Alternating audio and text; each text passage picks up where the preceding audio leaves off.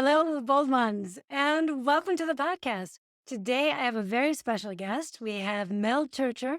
Mel is a coach who's written a phenomenal book on acting and finding your true, authentic self within each character. It's called The Elemental Actor. Welcome, Mel. So nice to have you. Hi. Yeah, Hi. I've written three books actually. Acting for film and screen acting workshop. And screen acting workshop is probably the simplest one. If you just want to know the difference between stage and screen and all the rest of it. And the elemental actor is a bit weirder. Well, maybe let's start with that for a second. What are the biggest differences for you? Maybe the listeners or the watchers are not aware of on the differences between screen versus stage. Okay. Yeah. Well, I think there's three really, really big ones. One, the most obvious, which is the deepest one, that when you are working in a theatre, whether you're a stand-up or whether you're in a big theatre, or whether you're a little theatre or whatever, you have in front of you, obviously, an audience. And when you are working for screen, there is no audience. So it's like the games you played when you were a kid and you only are interacting with the other people in your imaginary world, which is fantastically freeing. It means you don't have to explain or share to any distance because the camera comes in very closely and sees you think. The microphone picks up what you say, and you just do, unless there's a technical reason you're told otherwise, you just do what you do in life. And people find that tree a really big problem. So I offer the idea that you're in a time-space bubble of your game, your magic game that you're playing, and they're not in the same time-space bubble. Whereas in stage, I think you're trying to welcome them into your time-space bubble. So there you go. And then secondly, it's all out of order and it's all in bits and you have to keep doing it over and over again. And number three, how long do we rehearse for theatre? Let's say a month. The other, well, we could take the last 2 weeks out and say that's like the editing. So when we prepare, we need to go back to the first couple of days, really. What is this world I'm in? What are these relationships? Who are these people? What's the situation? What am I trying to do in this scene? And never how, because eventually you're going to reach the real actors and be there, whether it's self-tape or film, never how. So, yeah. So that's the differences between stage and screen. And the recent book, which has only been out since May, is for both because I've also worked years in theatre, and so it's for both. It's a preparation work, role work, that is fine for theatre, screen, anything. Wonderful. So, were you always into myth and mysticalism? Because that was your first book. We had a lot of that in that, no? No, the first book is Acting for Film, 325 Four Times a Second. And that was published all the way back 2003 or something like that. It's Random House. It's everything I know about acting, really, but it is basically for screen. And they won't let you update it these days. Really? Wow. Kern Books does. What Random House does it because it's print on demand, so they'd have to make the whole thing.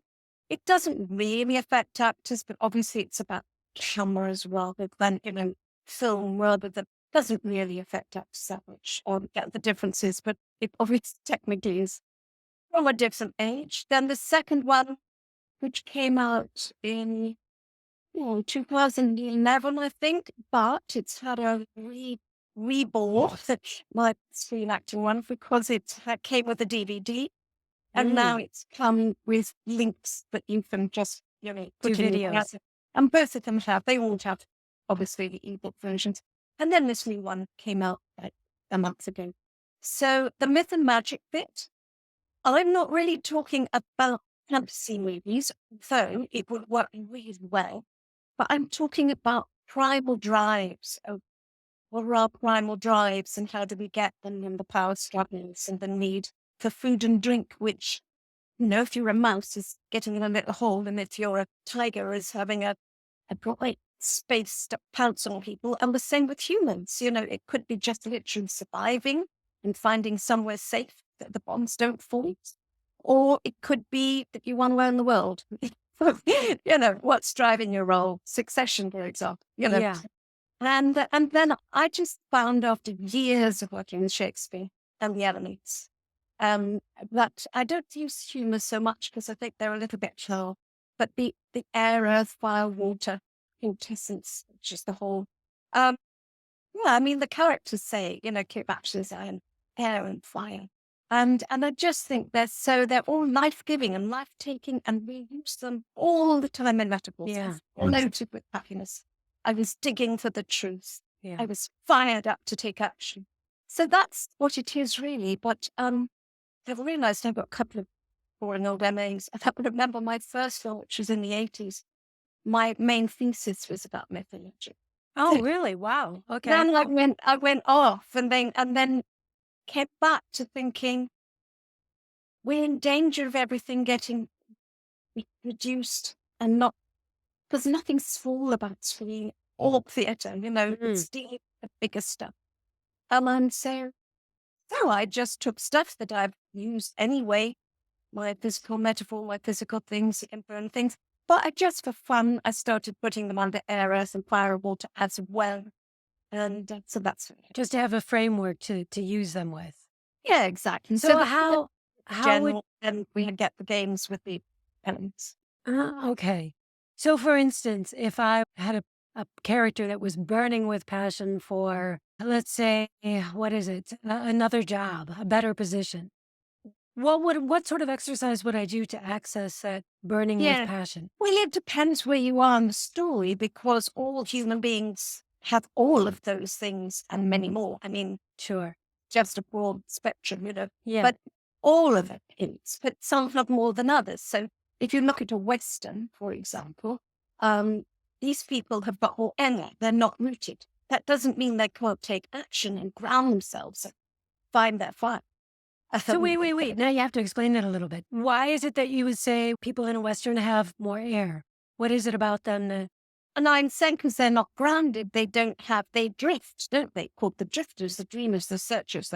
They're wandering. The nomads, okay. Yeah. Nomad land. So they're not like Walker's people, tied to a clan and their vineyard, and they're wanderers until they need to take revenge or they need to take action, and then it's like fire, etc.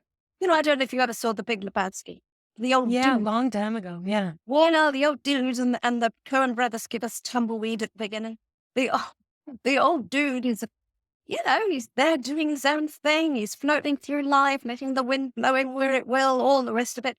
And then, he gets into a tornado that he can't get out of. So then he has to grind himself and sort it out. And then eventually he can go back to that. So, but I don't want anyone to get in their head and start saying how much air and water and things have people at this bit.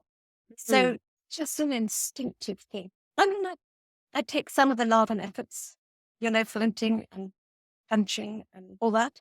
I take, I suppose, my physical metaphors when you act out what you'd say. It's got a lot of links to Chekhov's psychological gesture. And I credit all those people, and yet Malcolm and all the rest of it. So it's Mel's mix, Yeah. I've studied Lavan a bit, and also Chekhov's movements, which I think they're very related. They're just sort of a different vocabulary for the same. Just what your body says. You said, how could I use it if I wanted power? Well, how would you phrase that? I want to own, I want to take, then you want some movement, make you take. Or I need to fight for it. Well, then could be into fire and wanting to take control that way. It depends on you. There's a million ways. It depends on how you see you're wrong. But what these things do is, I told you through the round of it, is get to here where you feel and where we live. Because learned lines put you here. Yeah. And then of course you need to be there first and be a text detective and be here and unpick everything. But then you need to plan and you need to get back to where you would be in life, your center. So basically what you're saying is once you've learned your lines, once you've gone through and you've discovered what your impulses are and what your wants and desires and needs and all of that. But never how you get them, because we never know that in life. If we plan it in life, how we're going to get something, it always changes when we meet the other person. Yes. So we have to Yeah. decide. Just 'Cause knowing what you want. yeah, Yes. we have to be open Yeah. to the other person, and they might send us in a completely different direction. Hopefully. It'll make it interesting. Yeah. Yeah. And so then once say for instance, I have an interview. Well, we can use the job metaphor again. And I'm having an interview and I want this job. As this person. Then it would be basically using physical exercises to try and find what resonates. Like if I were fighting for the job, then I might, I don't know, become more impassioned and Well, passionate. what life have you lived? What things have you overcome? What's your past? Why are you fighting? Why? Also, although you can use some of these things for you yourself when into you, like my pressing the wall to get to feel strong, and then it's you and the hidden wall inside. It's very good for you. So something like that, you see, it could be the role who needs the courage to go and confront that person or whatever. But it could be you, the actor, getting rid of nerves. So, they're different things. And you bring yourself to the role and everything that you've done. So, and being an experience. I don't believe, personally, but it's up to every actor, that you need to dig in and remember things, especially dark things or problems, because you know anyway. You're So- not into associative memory. So you as the actor or you as the character, it's important to incorporate. I mean, you said, suppose I'm having an interview and then you added, that's the role. Well, you know exactly who you are. So if you wanted to use it for yourself for the interview, and you find that pressing a No, wall I makes mean, obviously, as the character. Me okay, as the character. I just say okay, you just as. operating them, as it were, because you as you might want to use them, right? Any actor missing might want to use them. So you don't have to worry about what you've done in the past or what's really driving you. Only need the moment of getting a bit more energy, humans muffling more to things and props and all the rest. So you can use that. You can use it like they are in the tennis and the other room. Yeah. Yeah. But you as the role, that's a different thing because it's not just the immediate thing. You've also got to wonder what else is underneath. And the great thing I love about the physical metaphor type of work is that I love imprints, but you can't do an imprint of some of the things we're asked to play because they're too painful, too difficult. If you're Dominic West playing Fred West, you really want to imprint that? The murders and what you don't. So even if you're Colin Farrell, for example, in Bruges or something, do you really want to imprint killing a kid in a church? No. So then these things, you put in what the body does in pain and everything, like a ring, love and ring, something like that. And then I add a little bit from the, a line from the script or what you're thinking out loud, like, oh boy, I'm not going to think about you, whatever it is. And then you seal it off. And then you get on with the task in hand. But if in the course of the story, someone dislodges that, you'll feel so real because what you've done is put muscle memory for a new life, but without any cost to yourself, is it? And then you'll be able to, it'll just happen. If someone mentions the child or someone prompts too much, you'll have to swish it down again. Even just saying, watching you do it, as you said again, if someone mentions the child, I immediately felt my body just sort of, yeah. And you say, don't you? You say, I felt gutted. I felt brought down. I was punched in the stomach. You're only physicalizing what we say. It doesn't work for everybody. Some people's body brains work differently. And then there are many other ways that you can do it. But the majority of actors are using a load of imagination and self-awareness and so on. So if you would, as the role, say, push the walls to gain, then you can push the walls. If you're Hamlet and you think, I don't want to take action, I'll curl up like a ball, then you curl up like a ball. If you think, I'm walking a tightrope, then you walk a tightrope. But what you're doing, just like if I asked you to tell me a real story, a real experience, and if I do on my workshops, and we recorded it, you would be in the moment of re-seeing everything and feeling everything. And if you were telling me about any kind of injury, you would touch that place or show me that place or feel it again. But actors often don't, because they're not really in the life the roles lived. Do you see what I mean? Yes. Yeah, that's a good point. That's why I like the physical work. Doesn't mean I don't use head work. And I think the body and the brain work together. So I'm automatically using psychological work because, if you float, you feel happier. We know that. You can put a scan on people and find if you smile, you float, you feel happy. Yeah. If you go down like that, you feel depressed. So whatever we do in this works in both directions. Yes. Like somebody said on Spotlight thing I did recently, so you're working from outside in, and I'm not really, because the two join up. Where does one start and one end? Mm-hmm. Yeah, I find that for me, at any rate, some roles are the way in is from the outside in. And with other roles, the way in is from the inside out. And it just really depends. For me, I found that roles that I am having trouble with, the way in for me is usually through something physical.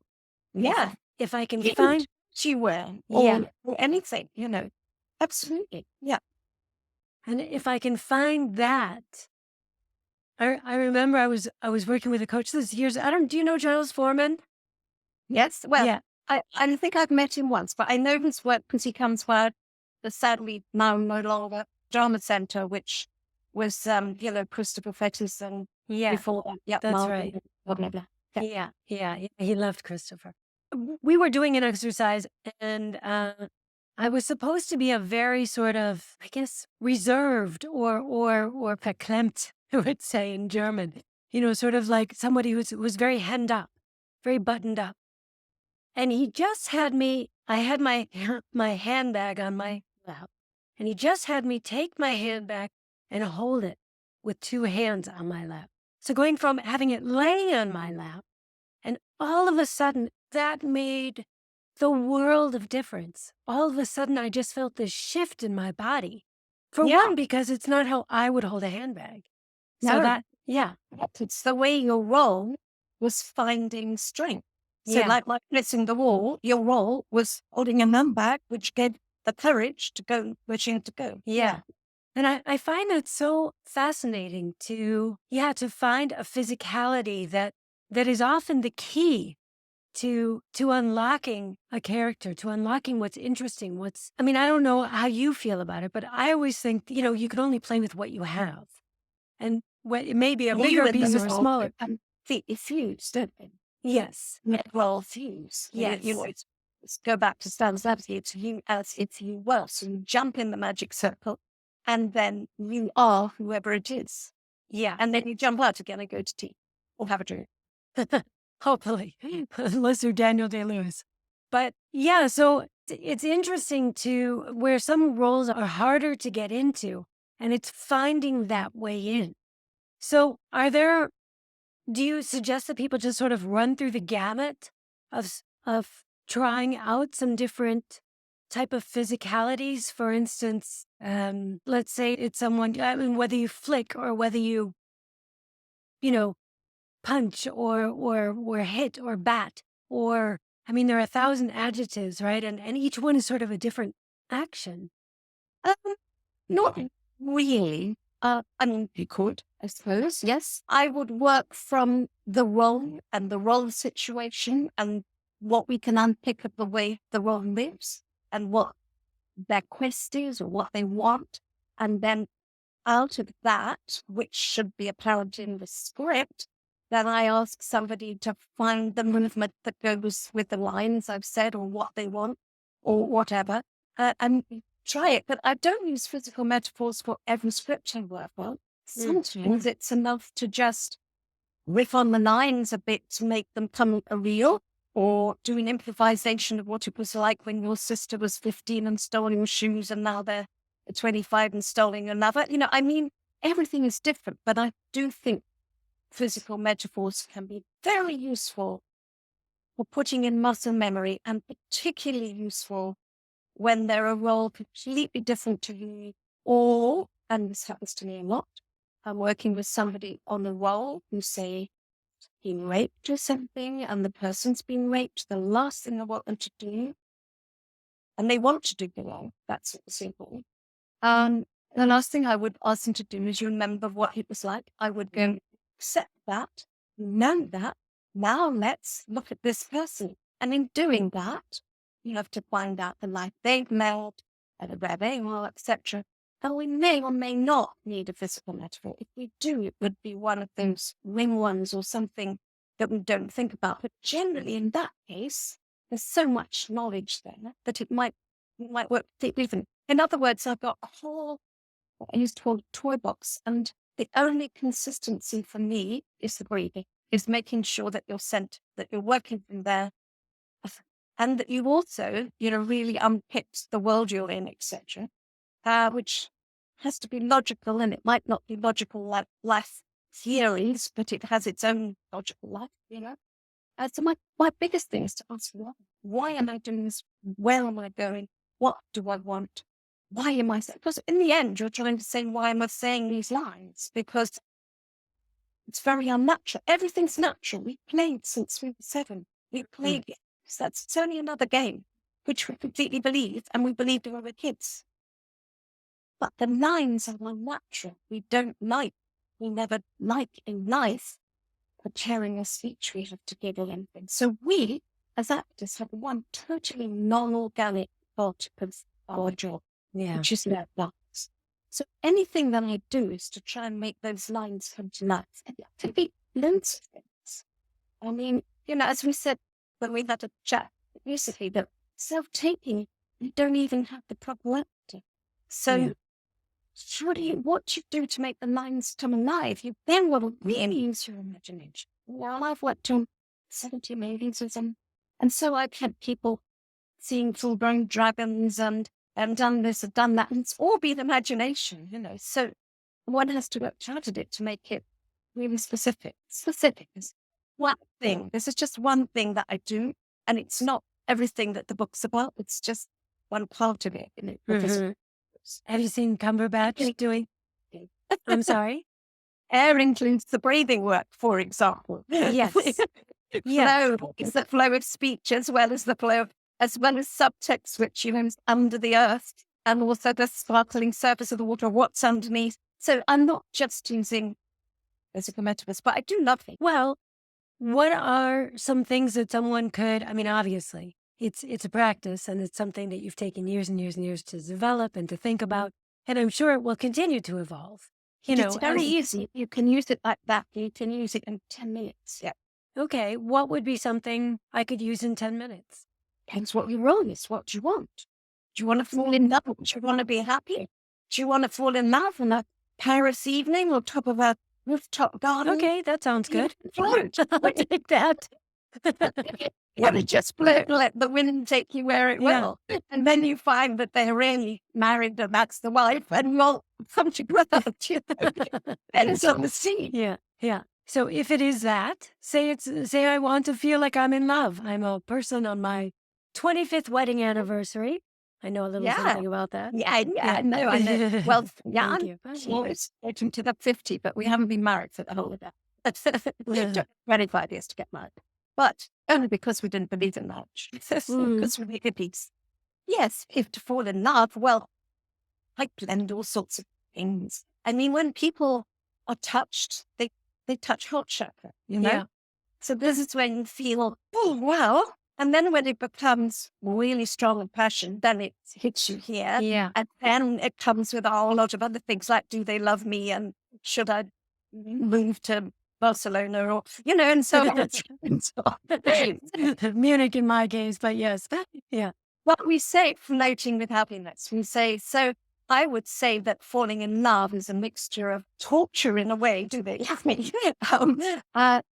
If it's totally reciprocated, that's you just feel like you're on it until the next thing happens. You can't stay in there permanently. And it's very boring if people stay in heart chakra permanently because the voices always go with the movement. So once you put your hands out, your voice is really different. Now, you couldn't get someone out your front garden with your hands there, and you'd have to use something else to find out what they were doing. So you're unlikely to stay there because then you've got the practicalities of what comes next. And Yeah. if sometimes you do hear presenters, especially using touch and telling you everything's beautiful and this rose is so gorgeous, and you think, oh, God. Just like if somebody overtly does ringing and says, I've had such a terrible time, and what? You could only listen so long, and then you want to give the money, but you want to go away, you Yeah. know. Yeah. Yeah. Yeah. That's true. We're in constant movement. That's the thing. We're Yeah. constantly moving. There's no 2 seconds are the same. So these exercises are good not only for preparing for a role, but for, if I've understood correctly, for us as human beings moving through the world to Someone find our said, strength, to find our well, yeah. confidence. And if you do, and I'm not teaching pure love and efforts, but, love and efforts, love was a choreographer. Choreographers come into our world as actor generally a lot, like viewports and so on. But if he was a choreographer, but he fell in with Joan Littlewood in the 50s. And she realized that, especially the 8 efforts that you've just been mentioning, the kids, are terrific acting tools as well. Yeah, absolutely. And then Yeah. it disappeared for a long time, although Malcolm was using a variant of it along quietly. But it sort of disappeared. And then voice teachers got it or got very excited because if you do the movement, your voice matches. That's why you can never loop or ADR a strong voice if your movement hasn't been strong in the beginning. It'll look ridiculous. So all these people that say to me, it's all right, Mel, I'll fix it in the looping. Hey, they won't. They can't. If your body's not involved when you do it, if you're doing it at a whisper, you can't change it to a shout. Very true. I mean, I've done a ton of voice work.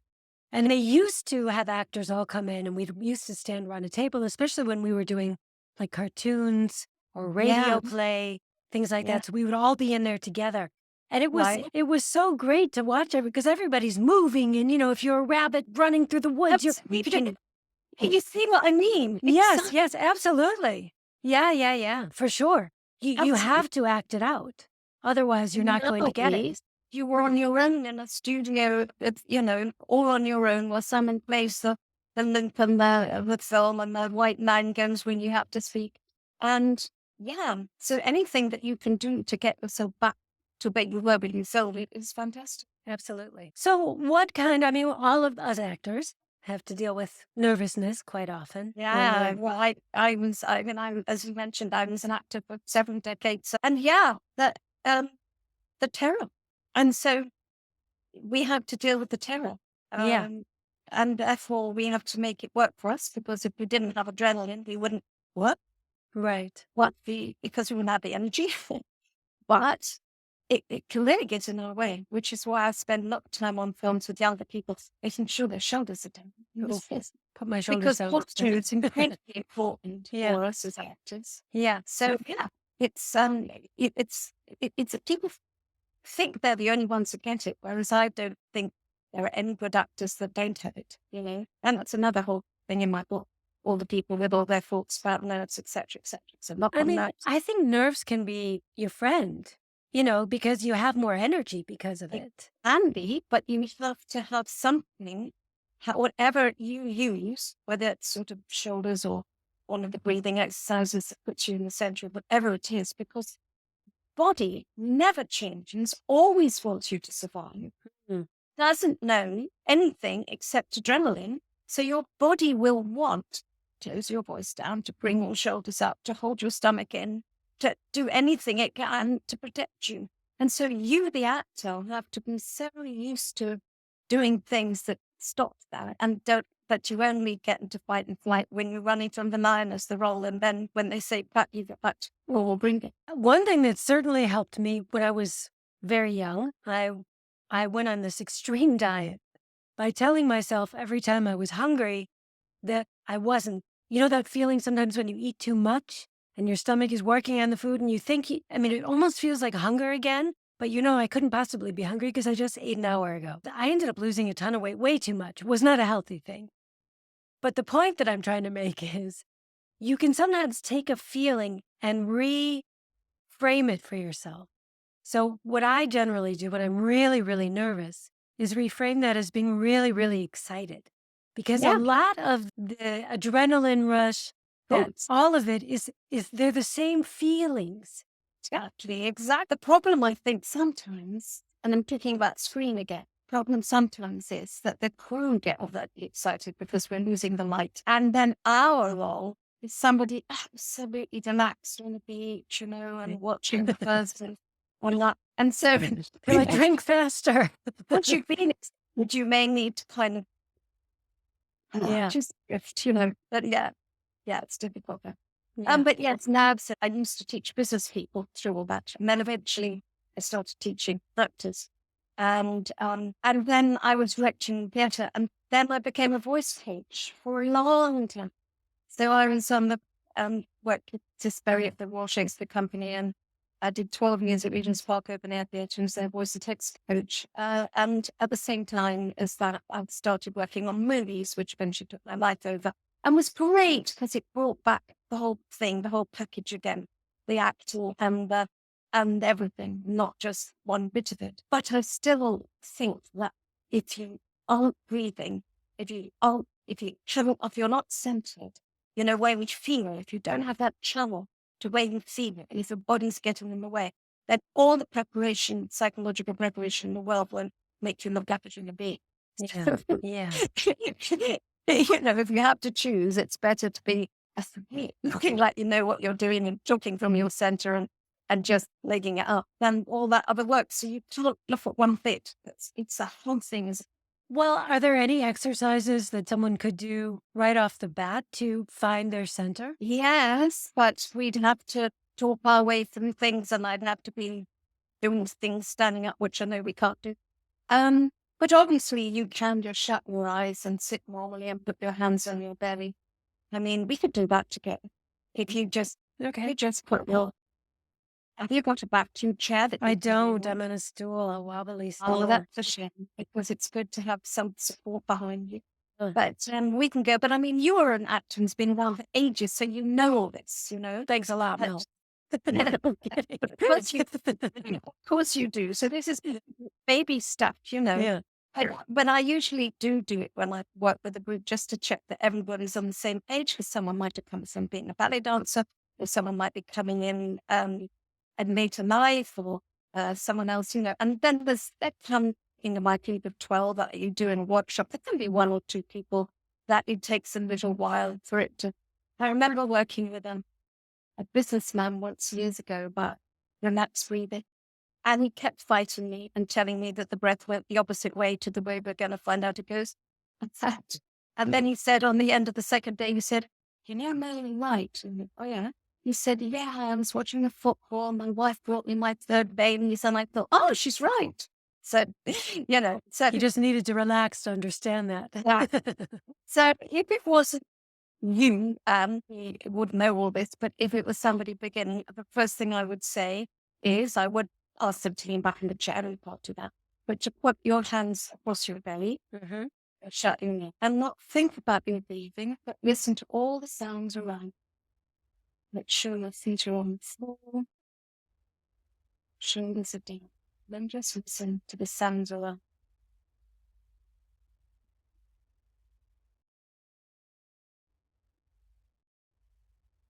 And then gradually should start to feel movement in that abdominal diaphragmatic area, belly, if you like.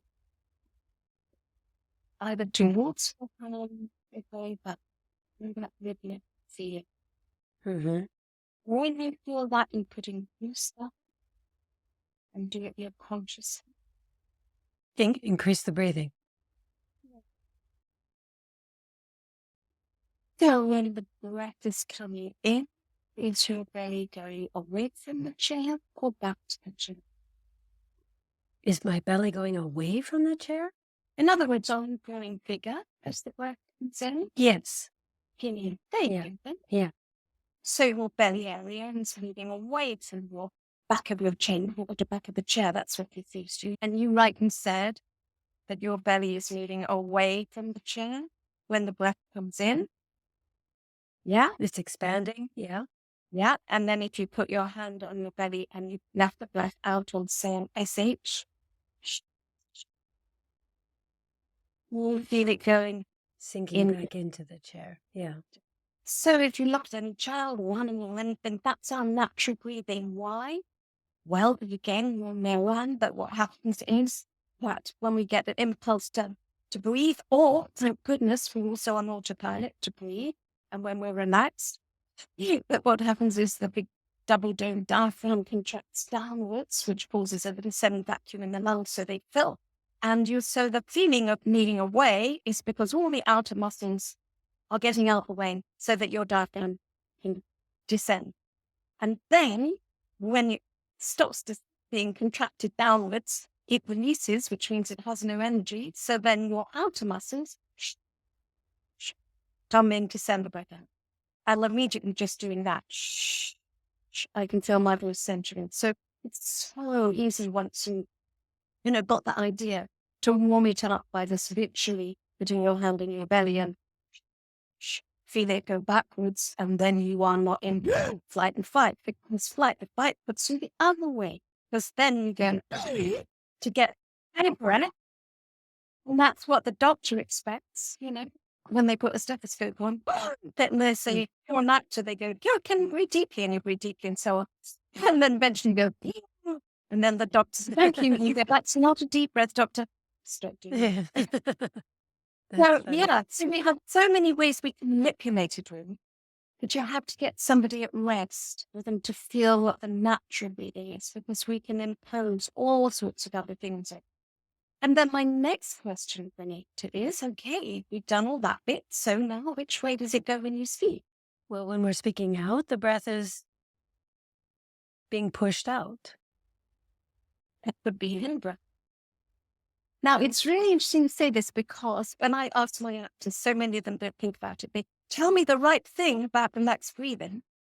But when you take the breath in, your belly grows, does it not? When It does, but I speak on the exhale. Yes, which is exactly. And that's when your stomach goes in. Okay, right. Yeah, I think we're just have a different, I'm thinking of it. Yeah. Yes. Okay, my large belly. Look, so that breathes in and then out. Is that way. So you speak and it goes that way. Yeah, I was thinking of it as the breath coming out. My stomach is going in, but the breath is coming out. Yeah. So when the breath comes in, the belly goes out. When the breath goes out, the belly goes in. Yeah.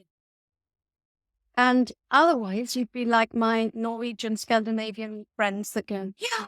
Yes, the Germans do that too. Yeah.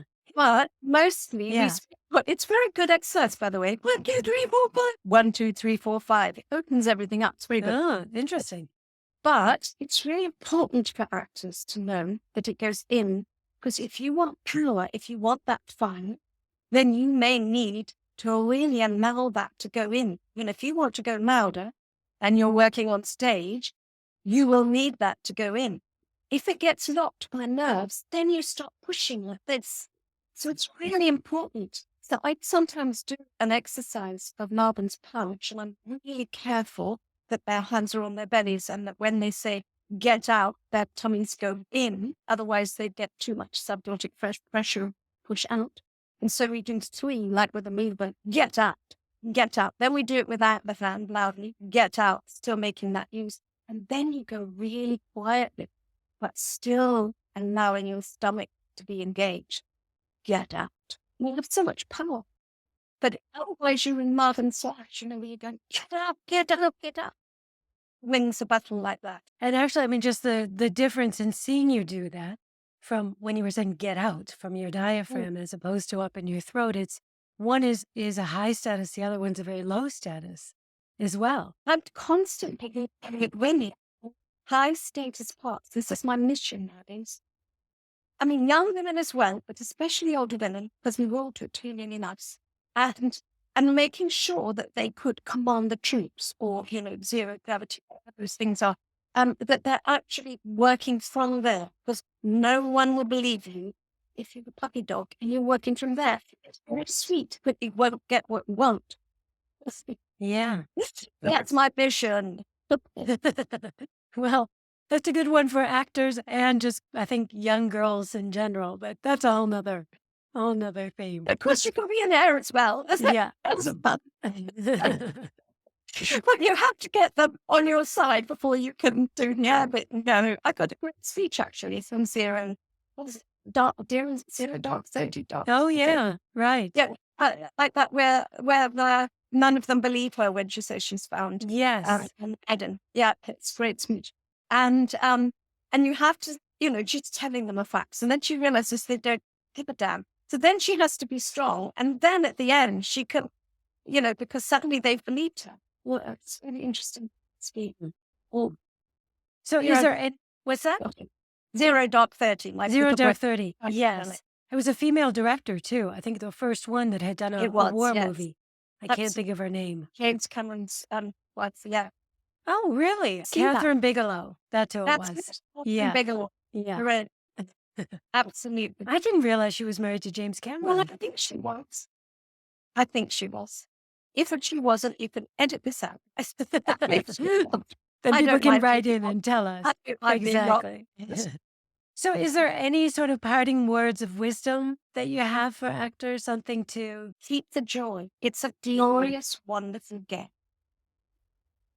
And again, as we said on at Friends Chat recently, we are asked to do an awful lot that can feel like awful hard work. But just think of it as golden lottery tickets and keep the joy and don't, it's difficult business. It's hard business. And the reason you did it, if you look back, was the child in you loved to play. So you need to find that again and not let the business go.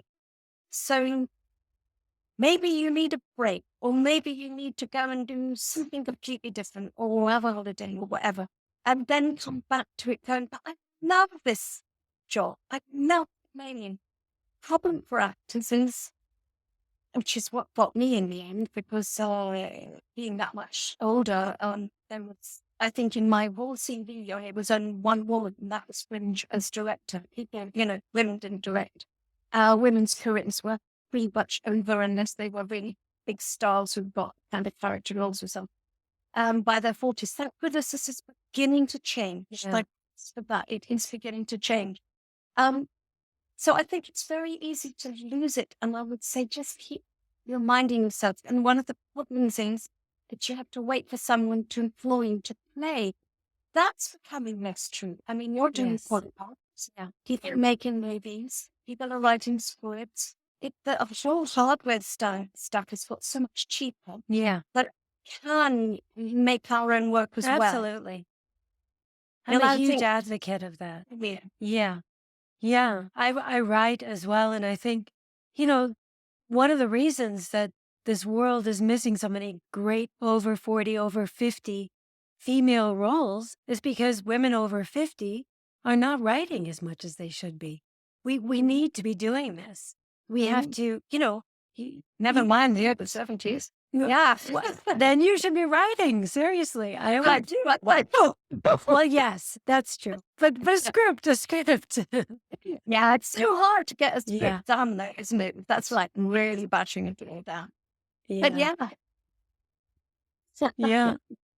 Well, Mel, this has been such a pleasure. Thank you so much for this. I really, Yeah. really appreciate it. No, it's really great fun. Is there anything you want to ask from you personally? Never mind about my vocal work I've done. So any last few things you want to ask yourself? I mean, we've talked about so much that's, of course, helpful for me as well. Honestly, nothing really comes to mind. I'm sure I'll have 1,000 questions as soon as I hit stop. Yeah. Well, it's been a great pleasure. How should people get in touch with you if you would like them to get in touch with you? Yes. Well, I mean, if you just Google me, you'll find a website or two. I'm not very good at amending them or whatever, so they're all a bit, they don't always have the latest things of workshops and things like that.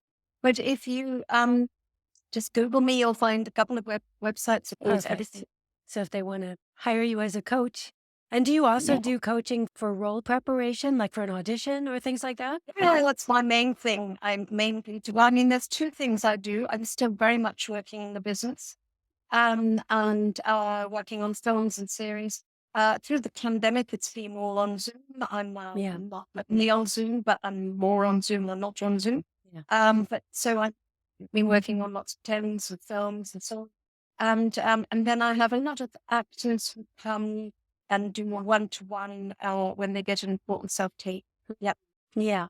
Yeah. It's so important to get an outside set of eyes and opinions and perspective. Individual coaching is amazing because I don't live in London, but the stuff for the movies, etc. Obviously, I go and stay up there and Sure. get paid by the day and stuff, or week. It's different, but I don't do very much on sets. It's 5 months away and 15-hour days. I don't like leaving my husband that long. But pre-production, anyone out there? Pre-production, I love. Wonderful. Well, thank you, Mel. Great. Thank you so much. It's you, Anne, and I hope everything goes really well.